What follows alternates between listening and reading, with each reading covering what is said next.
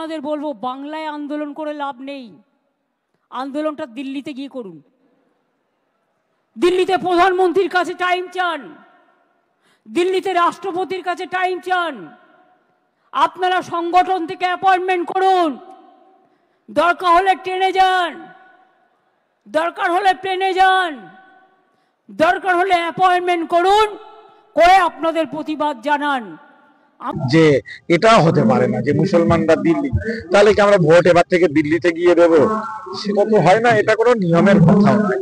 আবেগ তাড়িত হয়ে উনি সাময়িকভাবে বলেছেন, তবে আমরা মনে করি যে উনি জানেন যে মুসলমানরা শান্তিপ্রিয়, ফলে আন্দোলনও শান্তিপ্রিয় ভাবে হবে।